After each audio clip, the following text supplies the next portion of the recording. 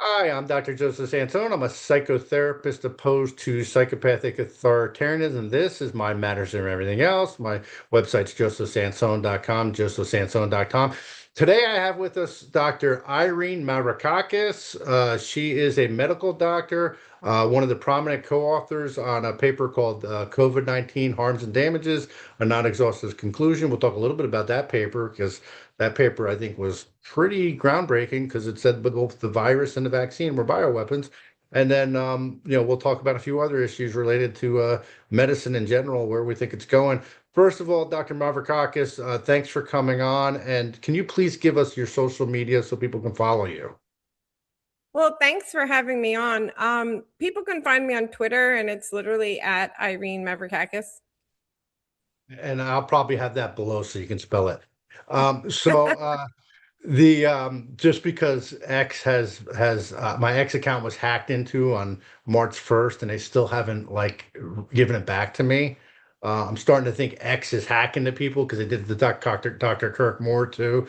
But yeah, so I guess let's start off with that paper. I think that was a very important paper. You're one of the prominent co-authors. There's 11 co-authors on that paper. From your perspective, how would you state? I think there's 101 ways to argue that these shots are a bioweapon, but how would you state that the COVID or the mRNA injections are a weapon? Well, I think we can just make it simple. If we accept, which I think the narrative currently does accept, that COVID, the virus, the man made, man manipulated virus, and in particular the spike component of the COVID disease per se, is a bioweapon.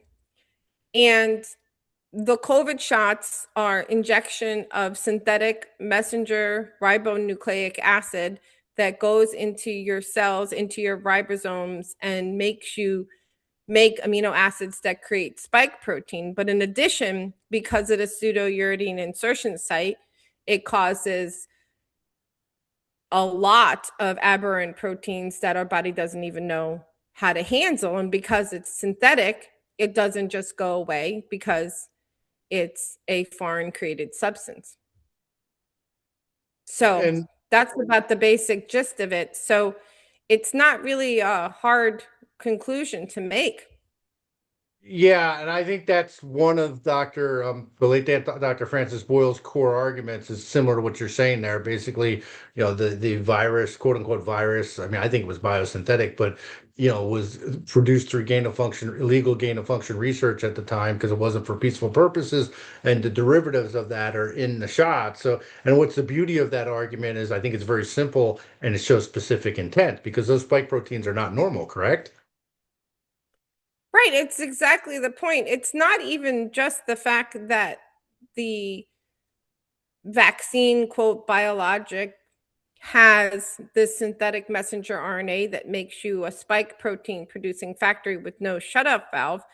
In addition, there are contaminants and issues with what was in the injection, including DNA contamination and the fact that they did the pseudouridine insertion site that creates the aberrant production of other types of proteins that we don't even know what to do with, which is the amount of 3 to the 728th power aberrant proteins. And so it wreaks havoc on the body. It doesn't really make sense if you go back to what the purported point of vaccines and biologics are.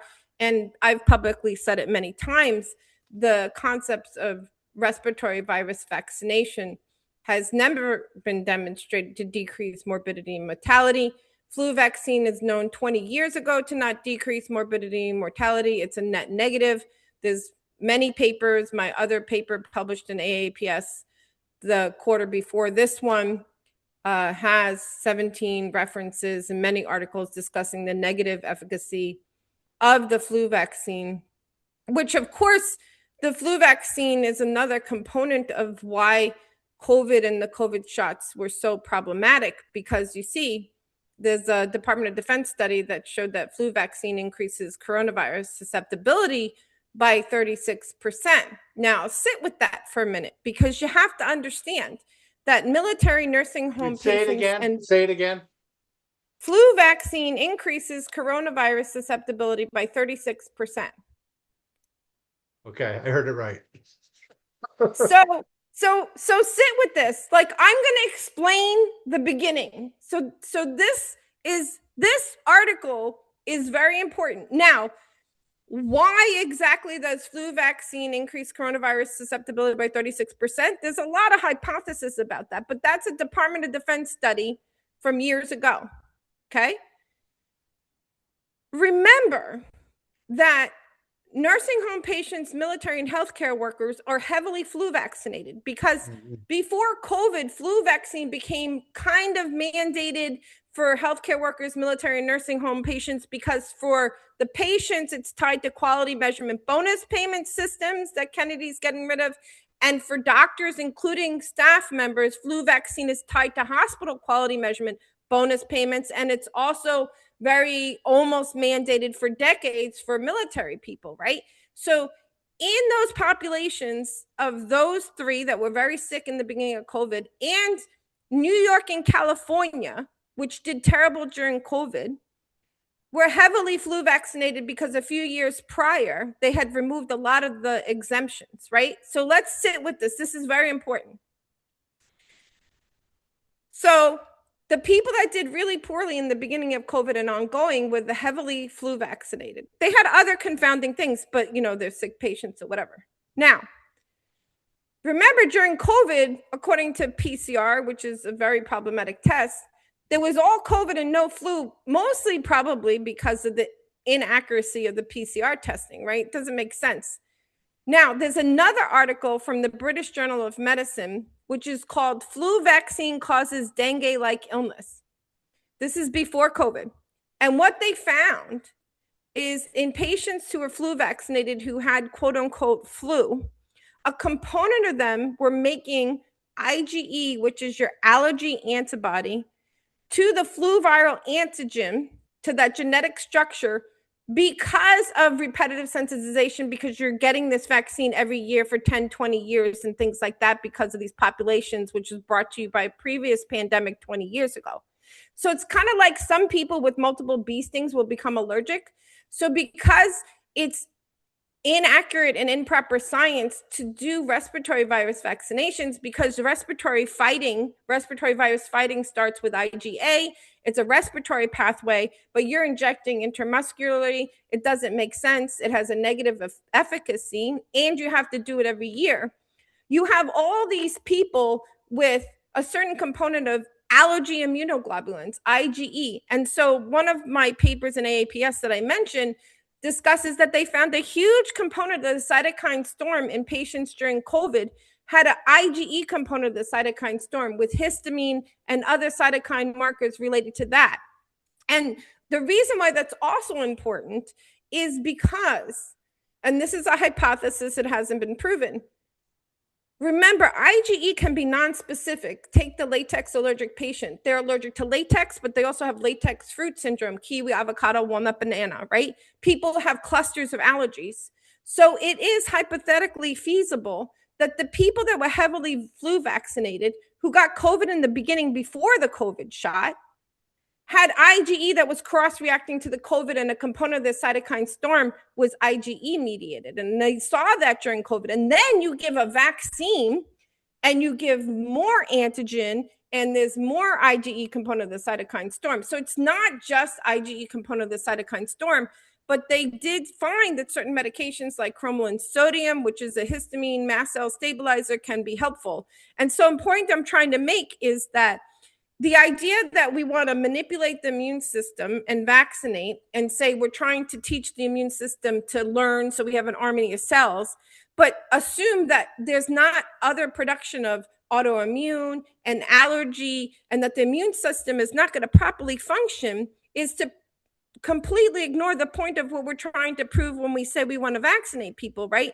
You can't, the immune system is going to react to everything because our job as an immune system is to fight foreign. And so the idea that no one thought there was going to be all these autoimmune, which is transverse myelitis and CIDP, and allergy, is absurd. And then the other crime against humanity is that we have all these vaccine injuries because everybody was so heavily vaccinated in all these different subcomponents, and everybody pretended that they didn't know about it. And this treatment, plasmapheresis, IVIGG, other components of other treatments, which have been ongoing for years.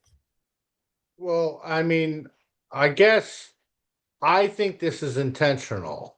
I'm not sure what your position is on that. I believe it is intentional. When I say it's a biological and technological weapon of mass destruction, is because I believe it's intentional. I think that they deliberately are doing this to sicken and weaken our population. I think it is part of a broader depopulation and transhumanist agenda. I mean, I don't know if you're at that point or not in your view, but I guess I would ask you this is what's the role in the medical community now? Because like you're speaking out against this, there's other doctors speaking out against this. Most of the medical community is still lockstep on not saying a word, gaslighting their patients. There's my view is the reality, and this is, I don't say this lightly, but most people we know are going to have a shortened lifespan because of these injections. You give people, and you tell me if you think I'm wrong, but if you give people chronic diseases and illnesses, they're not going to live as long. I'm not saying they're going to die tomorrow, but I have a heart condition. I'm not going to live as long as if I didn't have it.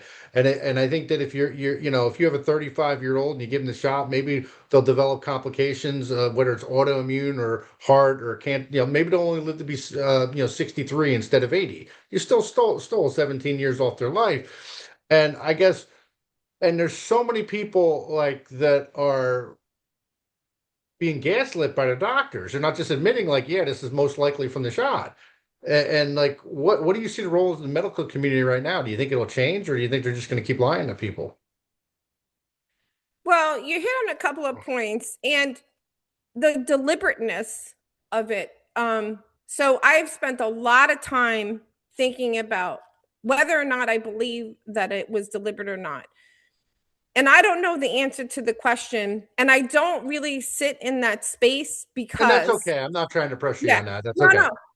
But the reason is because it all can be explained, excuse me, by greed, hubris, and ignorance. Meaning that Fauci was working on these mRNA biologic stuff for years, right? DARPA, they were working on this. You have to understand that it's called the countermeasure, right? Hmm.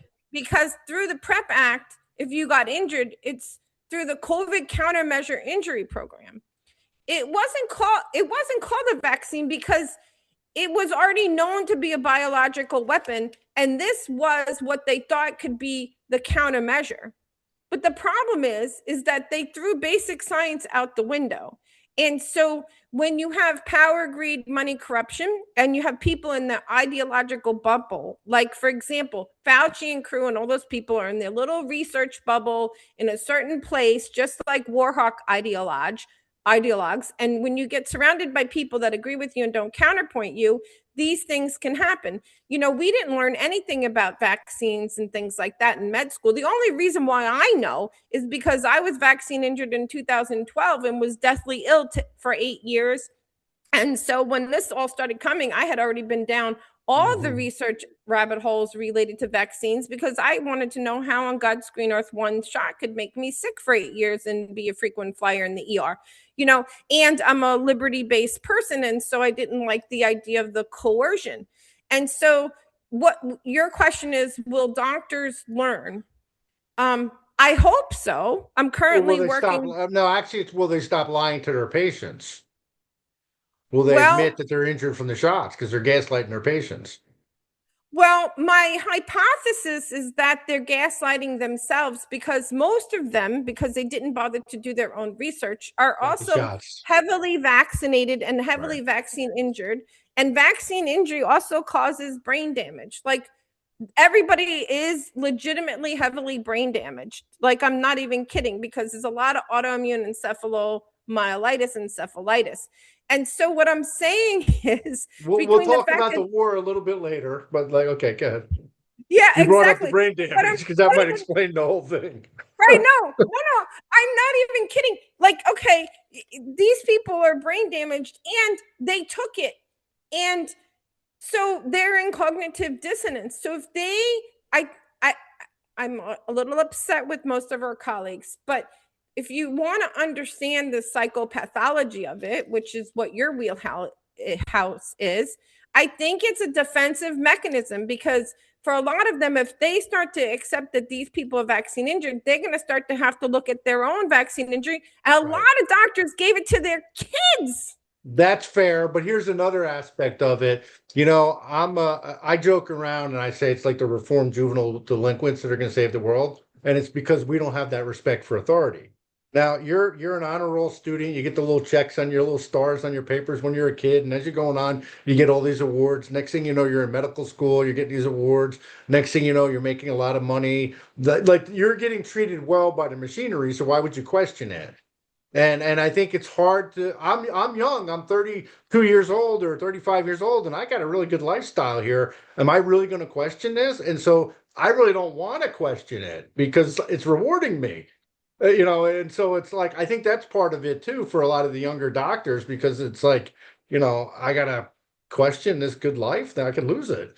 That's why I think maybe so many older doctors, like above 50 or ones, that are more critical because they see it in a different light.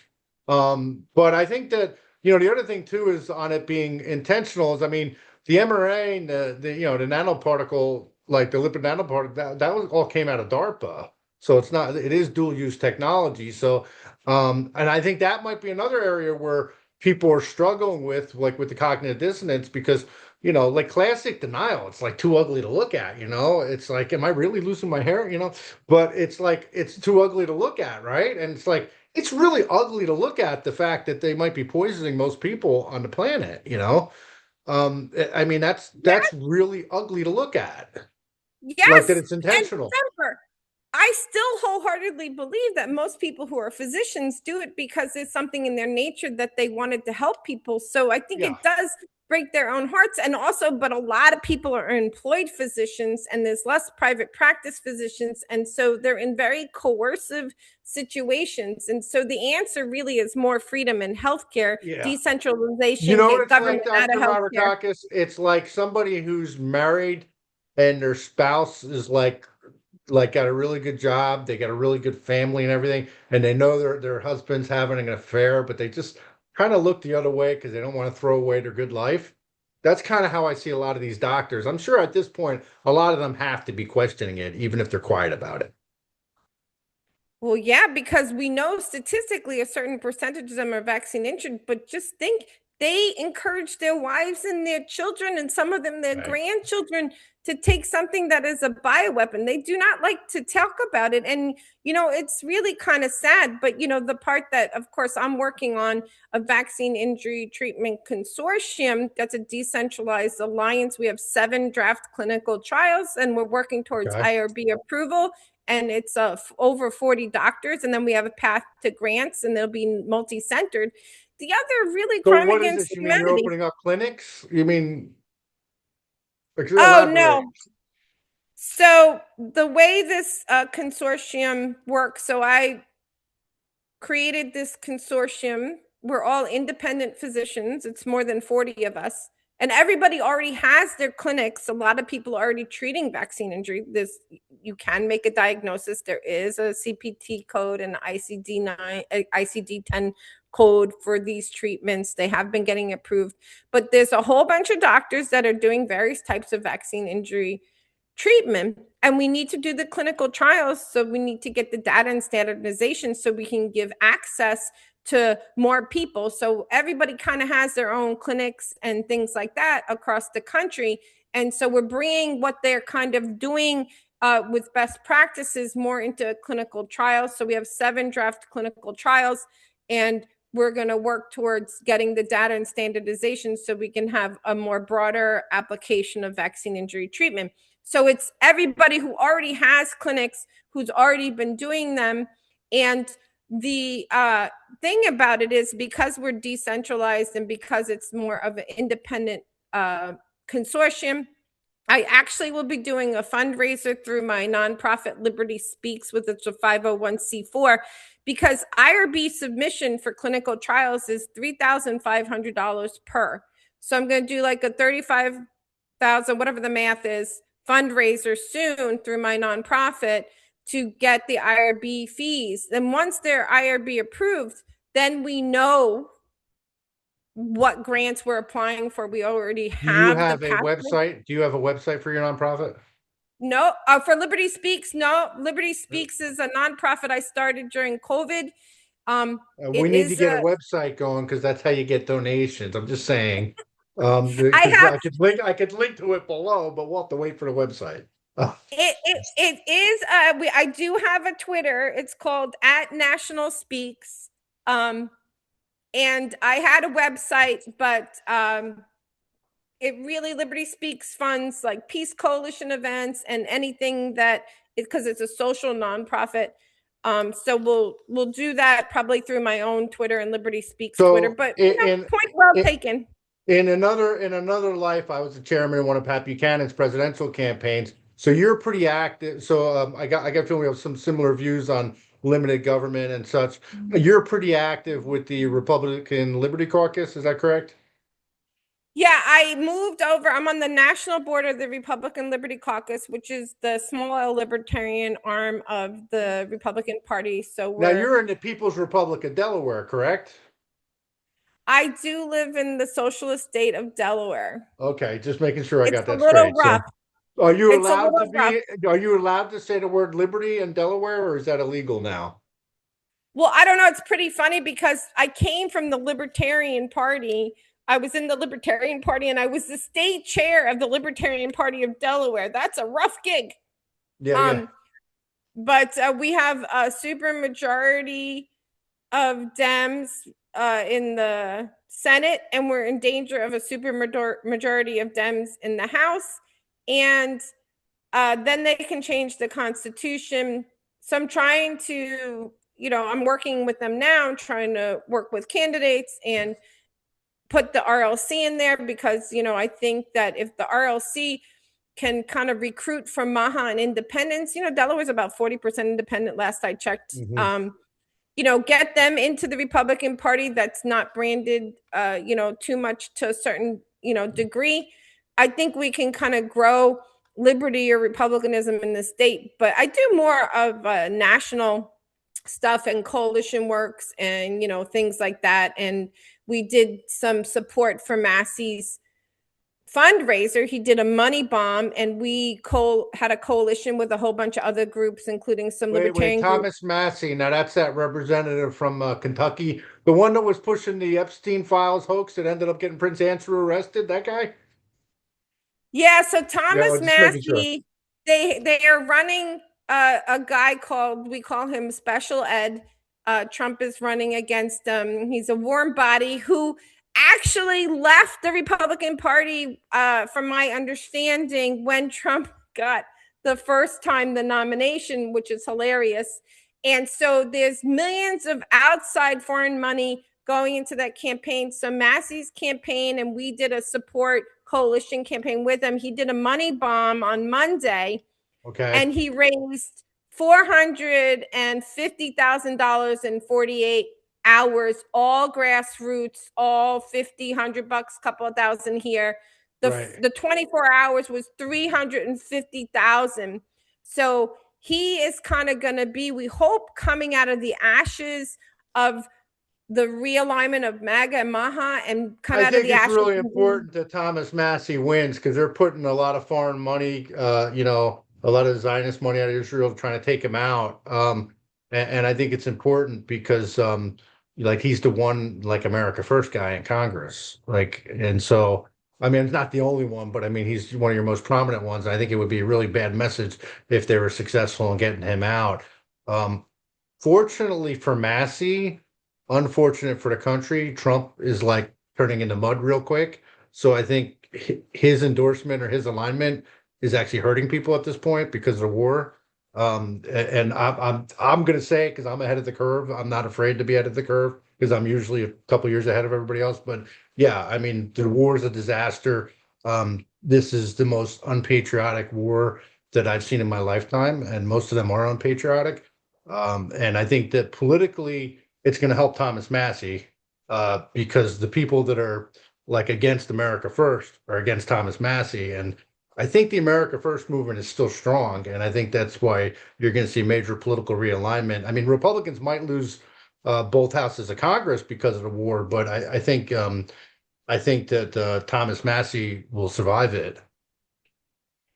Well, Marjorie Taylor Greene and Thomas Massey are very well aligned, and I don't particularly think I don't know Trump personally, but I don't particularly think that Trump wanted to do this war. I don't know. I go back. It's either the dumbest thing that's ever been done, like it's really stupid on so many levels, because Iran's going to emerge a major power out of this. Yeah, and then they're definitely going to get nuclear weapons because we killed the Ayatollah, who was the one guy standing in the way of them getting nuclear weapons. He had a fatwa against it, and now they're just going to get nuclear weapons, which aren't a threat to us anyway. I mean, what are they going to do with a nuclear bomb? But I mean, either that or it's deliberate. If you look at his second term as a continuation of the fourth year of his presidency, the global famine that could result from this and the energy lockdowns, we could look at this as 15 days to flatten Iran. Like, so it's either a very sophisticated takedown of America and much of the world. Because remember, after 9/11, I'm sure you knew this too, but it was very clear that once they created a rights-free zone at the airports, eventually they want to make the whole country the airport and the whole world the airport. And so it's either really dumb or really sophisticated and smart. Yeah, I mean, there's a lot that we don't know. I mean, again, 15 days to slow the spread of, it's March 15 and we're days to doing flatten this Iran. I and heard Shannon Joy say that the other six, day. It was pretty six, funny. six, I mean, that was all absurd and not medically Yeah. based. And remember that, I do believe Trump was lied to by certain players, but he still doubles down on the fact that the COVID shot That's the bioweapon was. problem. He lost the plausible deniability in my mind. I'd like, so look at it like this. Bill Clinton in the 90s couldn't get done what George W. Bush got done because the Republicans would have pushed back against the police state, against the foreign wars. So they did the 9/11 false flag attack, and then Bush is in there, gets the Patriot Act. So we got the surveillance state, gets the TSA and the airports and everything, gets these stupid unpatriotic wars, which bankrupted us. And so then all of a sudden they turned around and did the same thing with Trump because Hillary Clinton couldn't have done what Trump did. Republican governors would have had to tell her to go to hell. They wouldn't have went with the lockdowns or any of that. So if you're real cynical on it, it could have been all been by design. I don't know, but I'm definitely open to that Well, possibility. Well, COVID mania tyranny was a quintessential example of our failing constitutional republic and that we function as a captured oligarchy, right? I Right. mean, it was just absurd because it was not scientific. And what is the purpose of government? Let's ask we the people. What is the point of government? Well, government is to tasked, right, to protect life, liberty, property, and the pursuit of happiness. Right. And during COVID mania tyranny, government became the destroyer of the civil liberties that it's tasked to protect. And the government works for us, but the government is going to, be off the rails if we, the people, choose to not enforce the fact that we have God-given inalienable rights enshrined in the Constitution, right? And so COVID mania tyranny could have not happened the next day if we, the people, said, we will not Right. be locked in our houses and pretend that social distancing and masks, and you can't give other Right. people cooties if you don't have cooties, and PCR Yeah. testing is invalid, and all of this insanity because fear is the Fear. means by which totalitarians takes over the country. And so we, the people, forgot who we were. And so really, it's the same with doctors, right? Doctors are tasked to protect life and to first do no harm. So why on God's green earth are we not providing informed consent for something that is known in the preclinical trials, like the COVID shots, to have Right. serious issues? But what I would say to you, which is what I said at the talk in Florida, Mhm. You can't give informed consent for No, a bioweapon, meaning that no, you shouldn't even get to the point of informed consent no, because, as a physician, you should not be offering to inject humans with a no. bioweapon. So it's not Saying even a matter of informed consent because you shouldn't even get to the part of it. saying that you could give informed consent with the COVID shots, which was a bioweapon, would be like saying you had informed consent to be raped. Exactly. There's But the no other informed thing is, consent. they gave it and they didn't even try to provide No, informed right. consent, right? But you were injecting people with a bioweapon and government was participating in a totalitarian What was mania really tyranny amazing regime. was how unethical everything was. Because, like, all right, I'm not a medical doctor, but the mental health, you're not supposed to force or coerce stuff on people. You're not supposed to give bonuses and rewards for taking a vaccine. Like, these are obvious ethical, like totally horrible ethics, like violating any standard of ethics. And it was obvious. But like I go back and say, like, when in doubt, what would Ron Paul do? Like, a President Ron Paul would have picked out his little pocket Ron Paul Constitution and flipped, nope, sorry, no authority to do it. That would have been it. There would have been no lockdowns, none of it. But because Trump was not grounded in any ideology, he doesn't understand the Constitution or understand why government exists. Well, yeah, but neither did we the people. Again, there was Right. no point where if we the people realized that the government works for us, and also all of these things, they didn't promote vitamin D. No. They demonized hydroxychloroquine and zinc and ivermectin and demonized them as off label when aspirin, for God's sakes, is off label for cardiac protection because you can't get emergency use authorization for an injectable biologic if you have a medication to treat. Now, that part really bothers me. And that seems quite conspiratorial and it's pretty disgusting. But meanwhile, you're giving people all these, other experimental medications like remdesivir and things like that. But the other problem is that, remember when they were saying, oh, it's a pandemic of the vaccinated, all the Yeah. unvaccinated, excuse me, are getting sick because they weren't counted as vaccinated until you were 2 weeks post-vaccine. Right. So those people that were dying were having acute adverse reactions to the COVID shot and they're being counted as unvaccinated, which is such a lie. And it really just Even makes me even so annoyed. down here, even Dr. Mavrakakis, even down here in Florida, appellee slash defendant Ron DeSantis, as governor, in my case, was out there on video talking about how 90% of the people in the hospital were the unvaccinated. Now, Because, yeah, was he lying? Was he just repeating a lie? Did he know he was lying? I don't know, but he was lying. He wasn't telling the truth. no, that's it. They made it defined in the charts that you're not considered vaccinated until Right. 2 weeks after. Yeah, So but all you the and I knew people, that. We knew that was BS. I mean, how could he not know it? I mean, I just, he's a smart guy. He's an attorney. He's not like a dumb guy. He should have known it. But I've written a book. I haven't published it yet, but it's called Psychopathic Authoritarianism: A Disease of the Soul, and I talk a little bit about this. Besides the fear, like what they do is they took advantage of the everyday sadism that people possess because there's a few exceptions of people that don't have a sadistic quality, but most people have a degree of sadism. Now, and it's your benign forms. It's like sarcastic humor. I do that a lot. Or, your friend slips and falls on the snow. You see they're okay. You start laughing, they're falling their butt, whatever. There's like Three Stooges, slapstick type humor. Yeah, as it gets a little darker, you get into the gossip, like, oh, they deserved what they got, that kind of thing.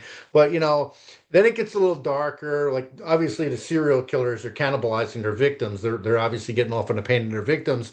But like even the people that are turning off their electricity to give the extra jolt when they're going to execute the guy, they're engaging in the same sadism. Or like watching the bombs drop, the bombs drop on the people from the comfort of your living room, you're engaging in that sadism. So the people that did this were very sadistic. They knew they were causing pain to people with chronic disease and illness, and they were humiliating you, putting you in the face diaper, having to follow lines on the floor and all that. But they also took advantage of the everyday sadism that people possess. Like when you saw the young couple in the park or at the beach getting chased by the soccer moms, because they're not wearing a mask, in the middle of, or the law enforcement arresting the guy because he's walking on the beach or something and things like that. So it's like when you put somebody in that gatekeeper position, like at motor vehicle or even the doctor's office, sometimes the person at the front, it's like they're St. Peter's, they got the key to heaven, they go on a power trip. And so I think they really took advantage of the everyday sadism in people because we saw our normal neighbor, like when we were kids, we're growing up, like how did the Soviets and the Nazis fall for this stuff? Well, we just watched it. We saw normal people being brainwashed into acting like so the herd morphs into the animal pack real quickly, and we saw that. And I think they also took advantage of the everyday narcissism in people. Like you got your collective narcissism, the us versus them, like you were just talking about, like they're demonizing the unvaccinated. And then also the communal narcissism. That's like the virtue signaling, like, you put the picture of you and your face mask on or on social media, or you just got your shot, that kind of thing. And then as well as they took advantage of the everyday Machiavellianism and the psychopathy. Like so they call it the dark tetrad, those four qualities. And it's like basically you've got these, the grandiose and the malignant narcissist leaders, but they're these qualities unfortunately exist in our population. That's how they get away with it. I mean, don't get me wrong, there's the group think and they're using authority and things like that as well as fear, but unfortunately these are just fatal flaws that we have as human beings. And I'm going to argue that the true pandemic is in fact psychopathic authoritarianism because it's spreading the globe pretty fast. And with Well, today's yeah, technology, it's quicker. right. The only virus was fear. Yeah. But it really goes back to the fact that humans have been tribalistic and murderous since the beginning of time, Yeah. right? And so, but our tribalism has evolved to be even more dysfunctional, to which the movie Idiocracy has become a documentary. And Yeah, I could have started in that too, by the way. I feel that if I went forward 500 years in the future, I could be telling people to water their plants. I'm just saying. no, exactly. But I also think it's related to the brain damage from the poisons and the bad food and the toxins and all of Yeah. the encephalitis that we I'm have. brain damaged. I admit it. I think from getting COVID, I was probably brain damaged a little bit. I might have Well, been before, but I'm definitely now. no, but when you look at other people, because we are all tribalistic, and and Yeah. and their thought process is so dystopically absurd and not logical to you, you can't decide that it's just that they're propagandized, brainwashed, that there has to be a physical brain damage component. And remember, some of my Liberty colleagues during COVID mania tyranny get very upset at what they called the COVIDiots, but branch COVIDian, COVIDiots. Yeah. But I'm like, if you're brainwashed, they're afraid, right? These are your brothers, sisters, and things like that. They're brainwashed. How do you wake yourself up from brainwashed when you're surrounded by a whole bunch of other brainwashed people, right? They told you not to hug grandma, but Hmm. then they injected you with instructions to make the spike that they didn't want you to get by hugging and giving it to grandma, right? So they Yeah. literally But said, you could don't go get to the that bar, spike. you could go to the strip joint in the bar, but you couldn't hug grandma. Yeah. Right, but don't get that spike protein bioweapon. We're going to Hmm. inject you with synthetic messenger RNA instructions to make your ribosomes make amino acids that become spike protein. We're going to make you a spike protein producing factory with no shutoff valve, and we're going to give it to you even if you might have had it. So just think you already have antibodies, and they were like, we don't want to bother to see if you have immunoglobulin cells to it, antibodies to it, and we're going to give it to you even if you had COVID. And so your cytokine storm is even worse because you already have an army of immune cells.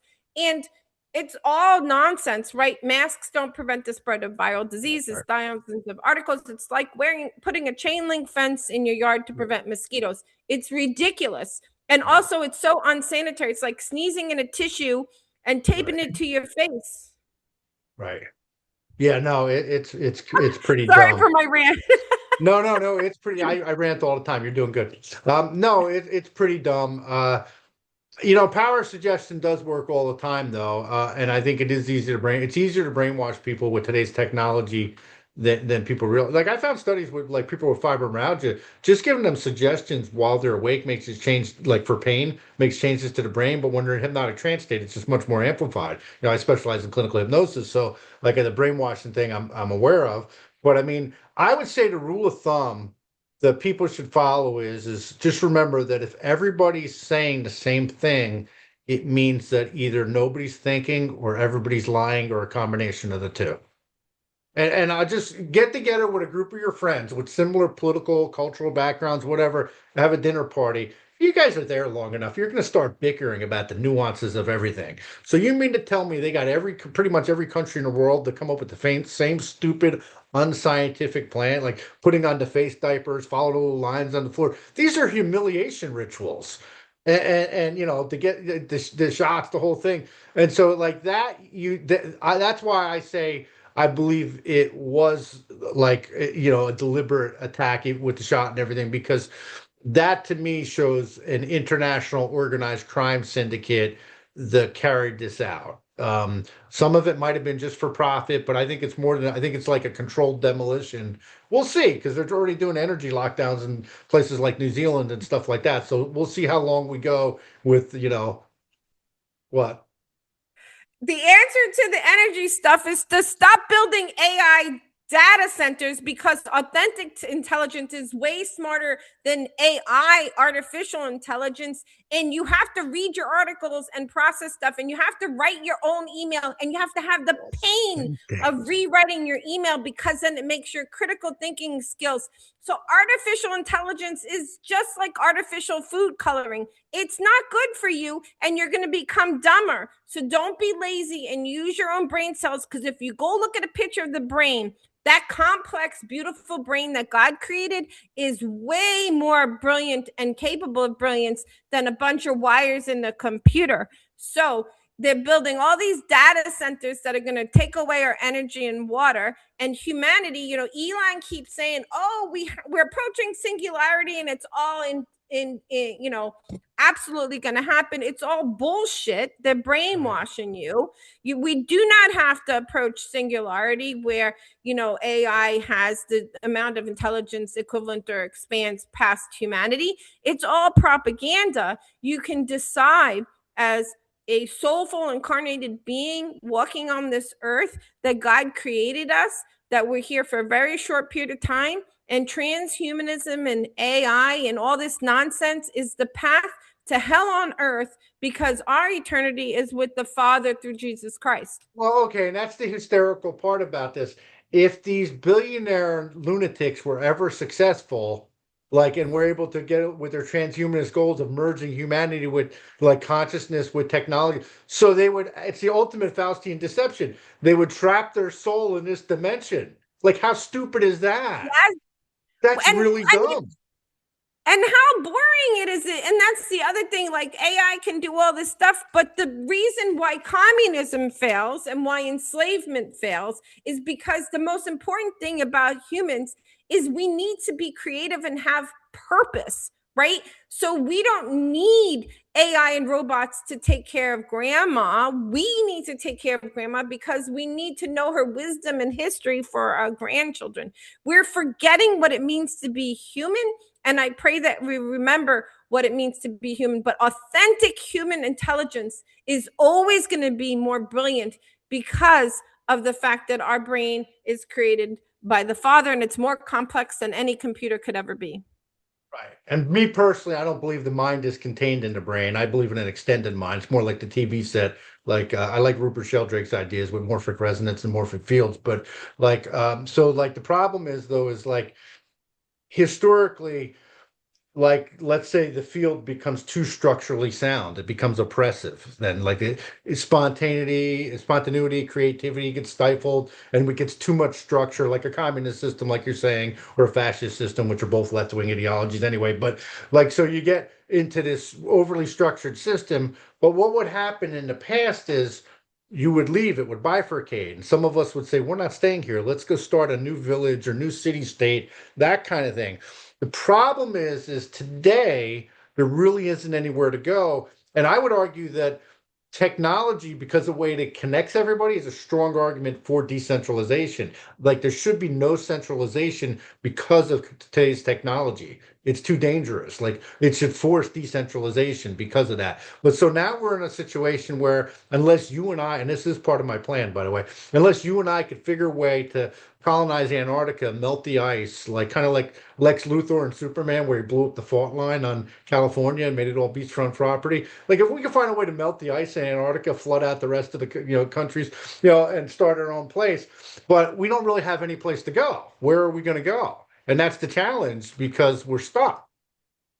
Well, no, we're not stuck. Well, first of all, I got to say one thing because, of course, you had to say Antarctica, and now you got all the flat earthers going because, the earth is flat and Antarctica is on the side and extraterrestrial. I don't know if you know about all this stuff, but Antarctica is a big thing in the down the rabbit hole land. So I'm cracking up that you Okay. picked Antarctica, but Oh no, um that's my plan. Like that's a free continent. I claim it.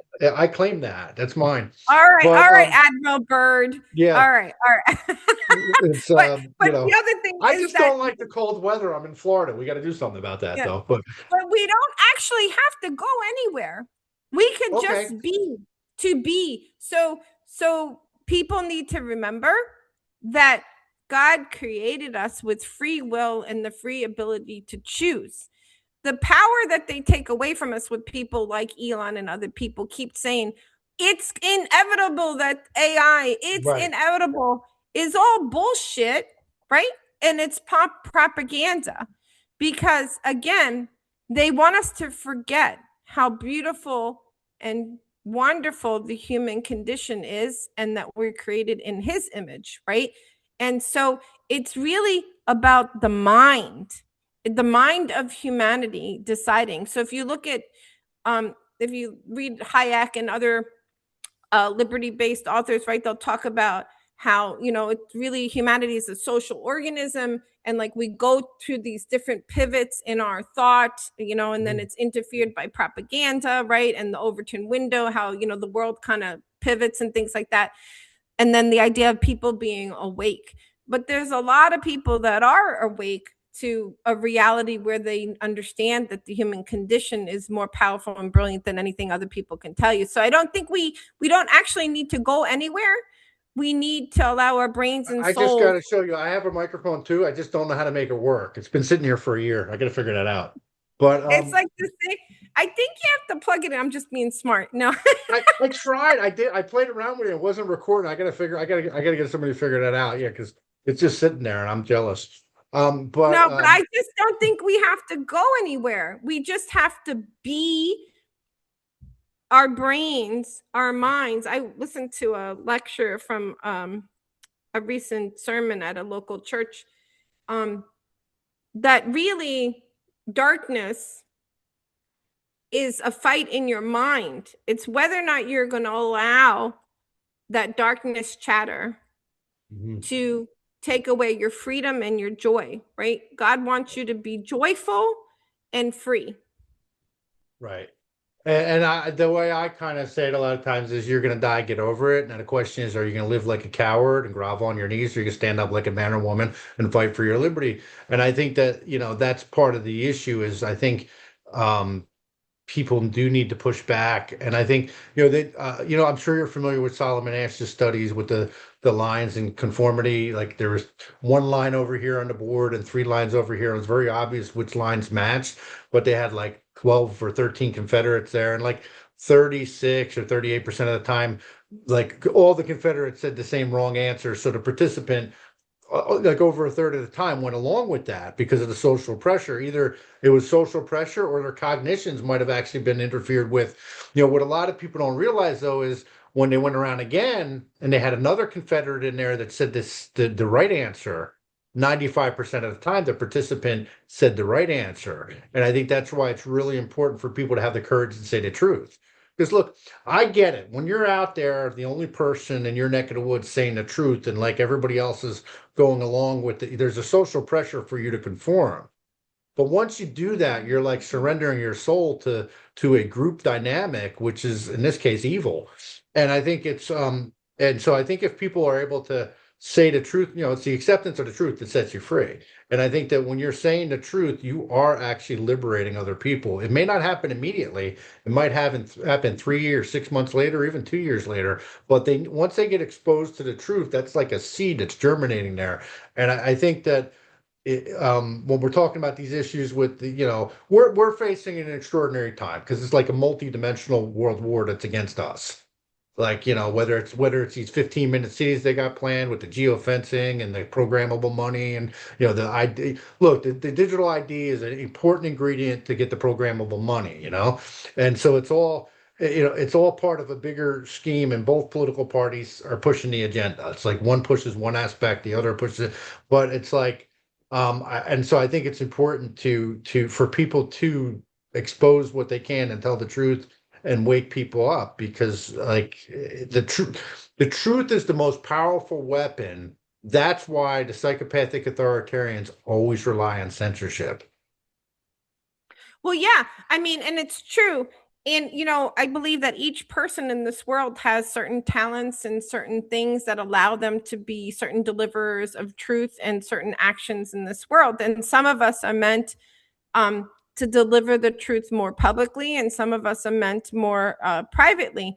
But I think everybody has a very important role in this world, and I think that that's what people need to look. What is your purpose? What are you good at? And how can you make the world a better place by spreading truth, liberty, peace, and joy? And I think that the more we get individual people to understand their own individual freedom, then the social organism that is humanity will become more free. And I think that people need to understand that we really are only here for a very short period of time. And um, we should do our best to make the best of the world around us. And, also, if you hopefully people are believers, we're expected to use our talents for good. So we got Easter coming up this weekend. Do you have any plans? So I am Eastern Orthodox Christian, but Or my you're a week later children, then? Are yeah, you a it's week later? interesting. I am a week later, but I always, Mavrakakis should have given it away to me, huh?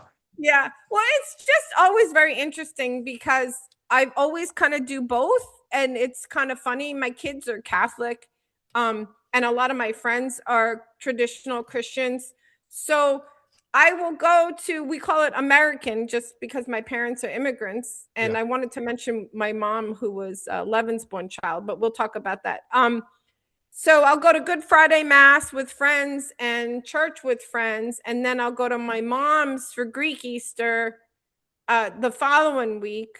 Um, Okay. so I kind of have like 2 weeks of Easter and stuff, and I try not to think about it too much. The ideas for Eastern Orthodox Christians is that it has to be a certain time period after Passover, because the time frame related to the Last Supper and things like that. So they kind of look at it differently, the calendar, the Eastern Orthodox Christians, but it doesn't really matter because we're really remembering it's not actually happening now. We're Right. remembering, you know, what happened. And I'm rewatching the TV series The Chosen, which I Mhm. absolutely love. Um, I have a friend of mine and his wife who went out to Utah last summer, and they're actually in the last season, like as extras. Like yeah, it was kind of funny because it was just so yeah, they're actually extras in that. So that's pretty neat. I love it. I highly recommend it. Not to not read the Bible or listen to audio Bible, but it gives you some visuals to understand some of the stories. And I have some favorite scenes when Matthew's trying to understand forgiveness, or when Jesus walks on water. Is just, or just the first episode when Mary Magdalene meets Jesus, will make you cry every time. So I Right. highly recommend it. What is your like? We're talking about some serious things here. We're talking about the deployment of biological and technological weapons of mass destruction, like poisoning most of humanity. We're talking about potentially global war if this thing keeps escalating with Iran. I mean, because you don't have to be a rocket scientist to figure it out. Like we're backing Ukraine against Russia and Russia's backing Iran against us. That's kind of like we're already in a world war. Mhm. So um, ironically, I see these things like the first thing that a mature response would have been in either situation would have been to de-escalate, not the opposite. But what the heck do I know? But so what would your Easter message be to people like as we're looking at this crazy world we're living in right now? I mean, I guess it's always been crazy, but now we're able to see it by turning on the TV or the internet to see what's going on in other parts. Like, what's your Easter message here to wrap up? Well, I guess I would just say a little bit of what I said earlier, that God gave you certain talents and you should use them in your day to day life to spread his message and to have joy and to make the world a better place. That probably we should reread the Beatitudes more and more, and think about it. And also, there is no God that condones the murder of that which it created. Give peace a chance there from Dr. Irene Mavrakakis. Doc, I appreciate your time. I know you're super busy. Keep up the great work. I think it's very courageous, some of what you've been doing. I think all of you that, put your name on a paper that said that both the virus and the vaccine violated the Biological Weapons Convention. I think that was very pivotal. I know I filed it in my case right away. So I think that, what you guys are doing is fantastic, and just keep up the great work. And so I really appreciate your time. Well, thanks for having me on. And just, I'm so grateful that you are pursuing this crimes against humanity case essentially in the Netherlands, and that you're putting all this work and effort. And I'm glad that you submitted the paper. The paper was also submitted in another country or two as well. And I hope we're going to find out whether or not you can testify, you and the others can testify maybe on That April will 9th. be on April 9th is when that will be determined, but the hearing in the trial court in the Netherlands is October 22nd. So we just don't know if we'll be able to physically testify. But I mean, if we're not, Peter will find a way to get our testimony into his presentation and his filings. He already has our statements are already in there. It's just to be able to get us to physically testify. And then in my case here, I filed your stuff in my case here, which the governor just did his answer brief to fight to keep the mRNA on the market, and I just did my reply brief, and I pretty much body slammed them in my reply brief if you read it. Good. And so I motioned for oral argument. I don't know if they'll give it to me or not. Only 53% of cases do they give oral argument. I mean, mine is certainly a case that would warrant it, but I could see them avoiding it at the same time because it is live streamed when you do oral argument and stuff. So, Mhm. they might not want attention to give to it. But I mean, I feel good about it. I think my appeal this time is better than the last one I won. But I filed, I don't know if you know, recently I filed like some Epstein file stuff in my case, like with Bill Gates Yeah. and Epstein, like kind of the pre-planning, and even like the one email where Epstein's talking about meeting with the DARPA lady and talking about how this thing will be weaponized. So I mean, and even Senator Ron Johnson's recent letter to HHS where he's saying how the federal government hid the heart damage stuff. So I mean, there's a lot on it. It's honestly, I don't know how people can look themselves in the mirror because every governor in the United States has failed us because every one of them have the power to stop this in their state. And the president's obviously failed us too. And so is RFK Jr. and all these people. It's like, this is like a weapon. Have a little courage and stop it. And I don't understand how the people in power have less courage than the activists. It's just baffling. But it is what it is. I agree with your point though, like that I think that even if you're fighting against the stuff, you got to kind of have fun. It's like because like joy is a big part about life, and you have to have fun. Well, yeah, it's dangerous to not have moments of joy in your life. It's, and also a lot of them failed us, but we elected these people and we failed us. We, the people, failed us. And I hope that the lesson has been learned. And we have to stop asking permission and remember that the government has few legitimate roles, and that is to enforce and ensure that we have life, liberty, property in the pursuit, and everything else the government does is nonsense. Yeah, the government exists because we allow it to exist, not the other way around. Amen. Exactly. Well, amen to that. Well, thank you for all that you do for these court cases. What a blessing you have been. And thank you for having me on. I really appreciate the time to speak with you. Dr. Mavrakakis, you're the best. I say it to everybody. It doesn't mean it's not true. Fair enough.